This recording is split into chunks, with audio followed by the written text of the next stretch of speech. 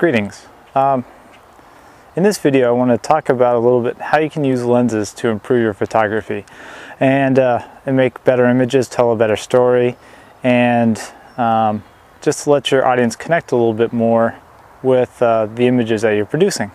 Now, when most people think of lenses, they're just thinking of the very basic functionality of a lens. A telephoto lens helps you magnify the subject so you can get apparently closer, like when you're taking pictures of birds. You know, you might use a wide-angle lens to get for landscape photography. But what most people don't realize is that lenses, especially like telephoto lenses, can compress your scene. So when you have a wide-angle lens and a telephoto lens, you can use them to your advantage to help you tell a better story and help you, the audience, see what you're trying to portray. I want to talk about compressing the scene. With the use of a telephoto lens, objects in the background will appear closer to your subject than a wide-angle lens. And now with the beauty of videography and being, I'm going to hook this lens onto my camera and I'm going to show you exactly what I mean. The key to this demonstration is keeping the subject, in this case, this right here, at approximately the same size in the frame. Now, if you'll notice, I'm at 14 millimeters right now, and what I really want you to pay attention to is the background. And as I zoom in, I'm trying to keep this the same. The background, now it's at 24 millimeters, 14 millimeters, 24 millimeters, 14 millimeters. Now notice how the background seems to get closer as I zoom in and out. 14 millimeters, 24 millimeters. This is called compression of scene, the compression of the image. Now imagine what happens if I have a 200 millimeter lens. Let me throw that on real quick and it'll exaggerate this even more. Now try to remember this. I'm going to switch over real quick to the 200 millimeter. All right, this is 200 millimeters. I've tried to keep the object about the same size in the frame. Now it might be hard to tell because it's extremely blurry, but if you look at the background now, looks a lot closer and more compressed than it was before.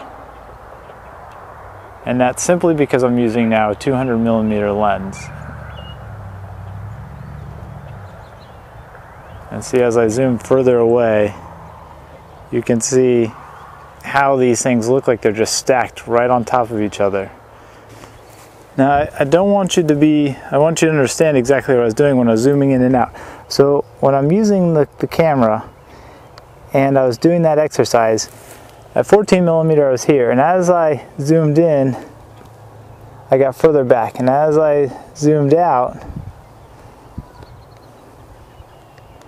I was doing this to keep the subject the same size in the frame the whole time.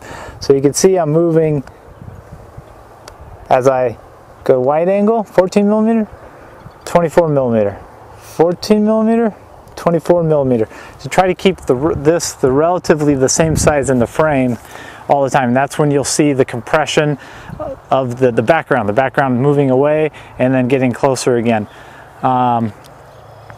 And you won't see it if you keep the same distance and zoom in and out. You only see it as you move forward and backwards and zooming in and out. And you'll kind of notice it if you ever do it just with the naked eye, zooming in and out, and you pay attention to the background. So when is this handy? Now there's a couple scenarios when this is extremely beneficial.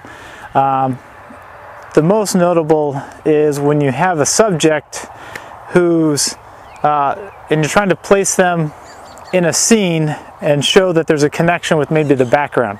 So like, let's say you go to a zoo, you want to take a picture of your friend with the lion in the background. If you use a wide-angle lens, that lion's going to be tiny in the frame, you'll hardly even see it.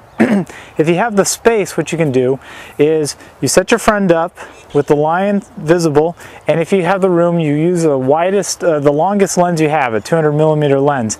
You back way far up, and that compression of scene will make it the lion that much more prominent, and